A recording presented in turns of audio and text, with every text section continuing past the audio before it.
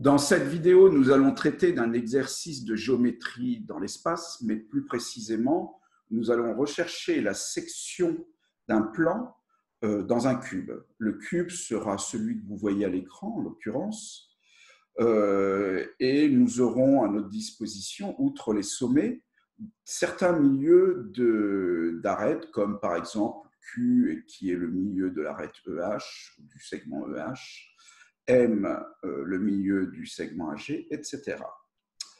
La question que nous devons traiter, c'est de déterminer la section du cube par deux plans. Nous allons démarrer par le plan AHJ. Donc, je vous le remonte. A est ici, H est là et J est là.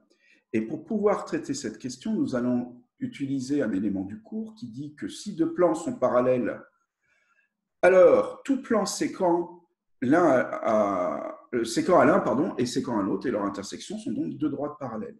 Les deux plans parallèles sont ces deux-là sur la figure, et le plan séquent est celui-ci. Les droites intersection du plan séquent avec ces deux plans parallèles sont ces deux droites-là et sont effectivement, ça se prouve, mais en tout cas, c'est une propriété que vous pouvez utiliser. Alors, on va traiter de la question devant le résultat, ça sera plus simple. Alors, l'idée, je vous rappelle qu'on cherchait l'intersection du plan A à J, et donc l'idée est d'utiliser la propriété que je viens d'évoquer à l'instant, en utilisant le fait que les deux plans parallèles que je vais prendre en considération, c'est les plans EHDA et FGCB, qui sont deux plans ce sont deux faces parallèles du cube. Donc, je prends ces deux plans-là. Et clairement, le plan AJ, que je ne connais pas pour l'instant, dont je ne connais pas la section dans le cube pour l'instant, est un plan séquent au premier plan, un plan séquent au second, et donc fatalement l'intersection entre le plan AHJ et cette face-là, FGSB, ce sera une droite qui sera forcément parallèle à HA d'après la propriété évoquée. Puisque le plan AJ est séquent à cette face-là et à cette face-là, les deux droites intersection avec les deux plans seront parallèles.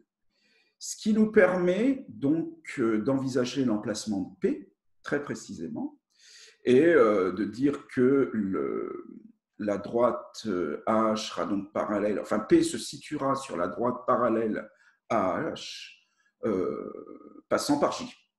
Je le refais, le point P sera sur la droite parallèle à HA et passant par J. Donc P se situe ici. Et donc ça nous fournira le quatrième sommet de notre section, puisqu'il n'y en aura pas d'autre. Le résultat est donc un trapèze, et le fait que ce soit un trapèze, c'est par construction, puisque je vous rappelle que les droites HA et JP le point P a été construit de telle sorte que les droites HA et JP sont parallèles.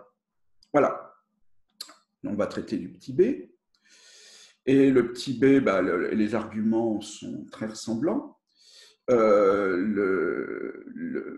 Les plans, par exemple, alors je vais le faire pour un seul point en fait. Les plans, le plan sommet, la face sommet du cube, c'est-à-dire E, H et F, et le support, on va dire, la base du cube ADCB sont deux plans parallèles. Donc en fait, si je recherche par exemple l'intersection du plan MQI, alors attendez, il faut que je revienne sur le plan KIL. Je vais plutôt, puisque c'est le plan KIL dont on cherche la section, il vaut mieux que je prenne des arguments sur KIL. Donc en fait, on va plutôt partir de cette face-là, la face avant EFBA, et la face arrière HGCD qui contient L. Ces deux faces sont parallèles pour toujours en tant que face opposée d'un cube. Et donc là, la droite KI devra être parallèle à la droite ML. l'intersection entre la droite KI et ce plan doit être euh, parallèle à l'intersection avec bah, l'intersection du même plan avec la face arrière. Et donc, c'est fatalement ML. Et donc, avec des arguments équivalents tout au long de cet hexagone, en fait, ce qui va s'avérer hexagone, on va avoir nécessité, parce qu'il y a un certain nombre de milieux qui existent déjà, K, Q, M, L et I, on va avoir nécessité de donner un nom au milieu de BC pour les mêmes raisons, parce que la droite QM, par laquelle j'avais commencé, mais c'était un petit peu hâtif,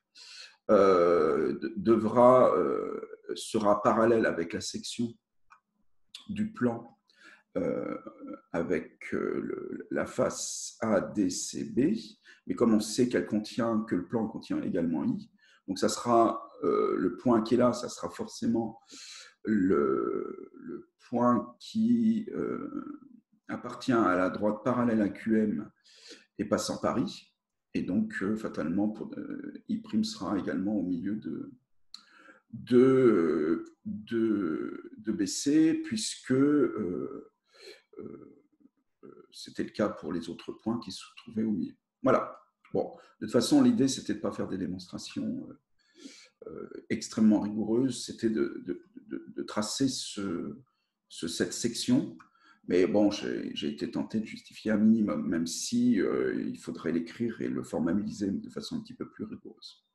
Voilà, ceci achève cette correction. Je vous remercie de l'avoir suivi et je vous dis à bientôt.